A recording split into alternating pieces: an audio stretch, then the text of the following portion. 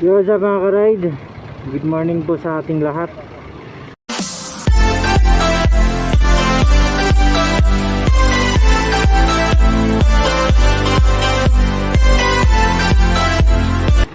Nako, laki-laking truck naman ito.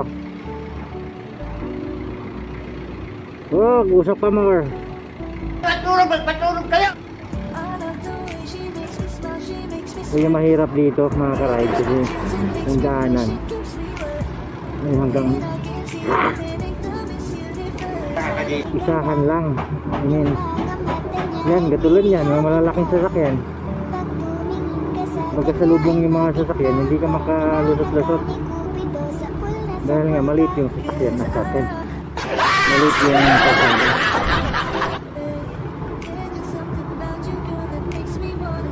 Pag may makanang kabalandra, grabing usok. Yun, hindi makapagsingit-singit dahil nga malaki na sasakyan.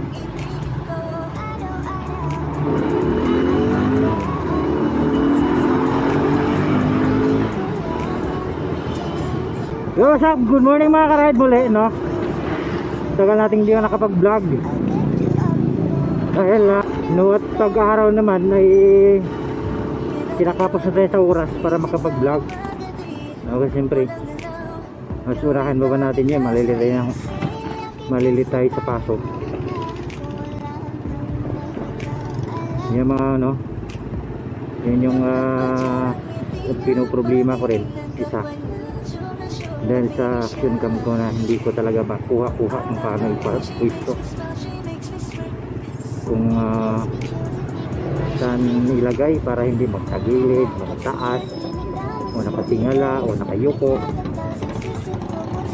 Ang ginawa ko na lang, so gumamit na lang ako ng cellphone.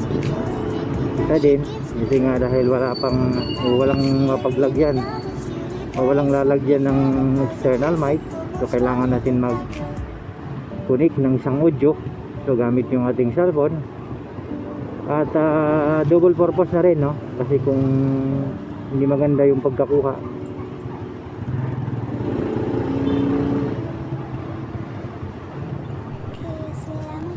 yung ating action cam ay mayroon tayong video na may suporta. Siyempre wala tayong mamahalin na action cam,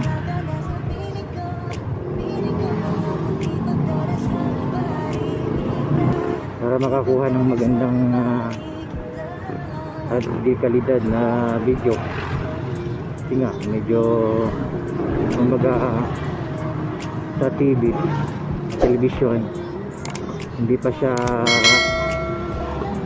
tawag nun, flat screen, yung pang sinauna pa ano, yung colored na batawag nun, black and white na kulay.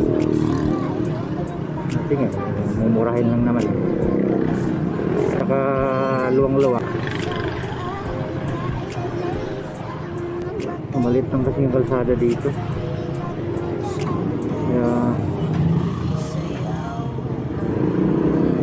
pag may pasok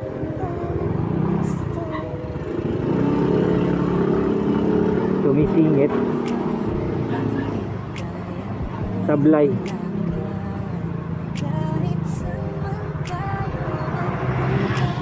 Yung maliit lang na yung kalsada eh.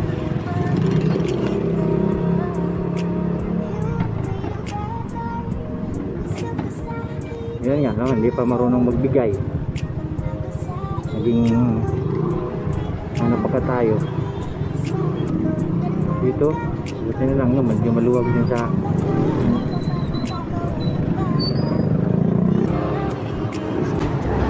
hindi masyadong matraffic. Ako lang ngayon sa Quirino Highway, may huli siguro, no? Walang makakabal-habal eh.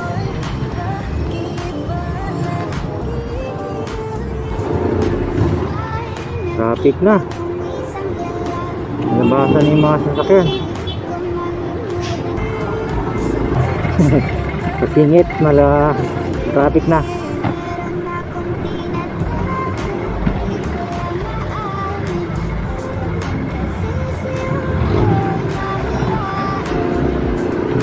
Okay, maluwag. Maluwag ang daan. Tumawag sa atin. Tayo ba yung tinawag? Luwag. Maluwag. Buti na lang. Maluwag.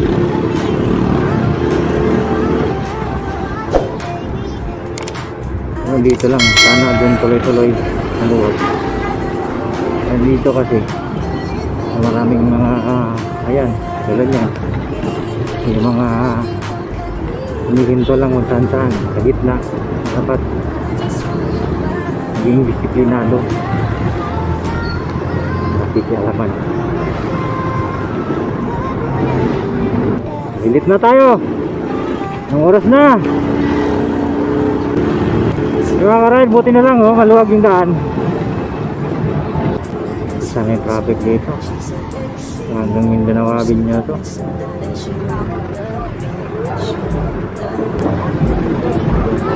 Halo kasi yung likod nito. Halos hindi ko makagat yung freno sa likuran. Kaya delikado kung nagpapabilis ng takbo Siyempre alalay ka. Ulid nang nangyari ng nakaraan, Kamimplang tayo. Talagang bagsak ratio. Yung ginagulat ako, yung usap yung tricycle, yung freno ko malahan. Kasimplang. Wala kang tuhod.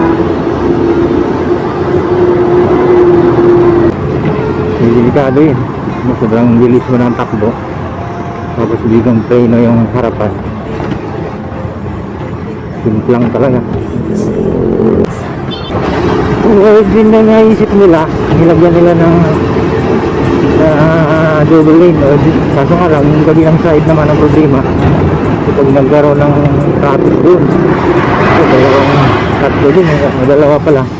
Tatlo nga ay manggagaling sa may Valenzuela, manggagaling ng Balintawak, manggagaling ng Mindanao Avenue. Traffic.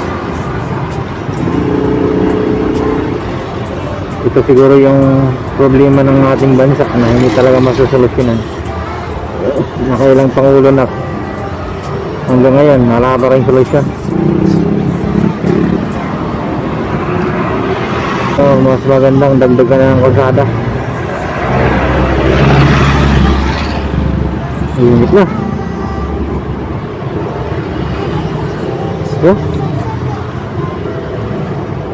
Ngayon pa lang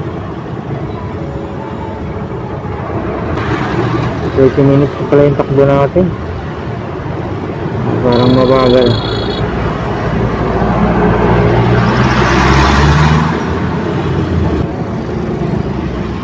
Ito lagi yung problema dito sa Quirino Highway, boundary ng kanto ng Mindanao Avenue. Yung across Mindanao Avenue. Hindi isa dito yung traffic. Lalo ka't lalabas na yung mga sasakyan. Malalaki. Ayan o. Sige lang, medyo maluwag yung daan. Mga ka-ride, no? Update lang tayo.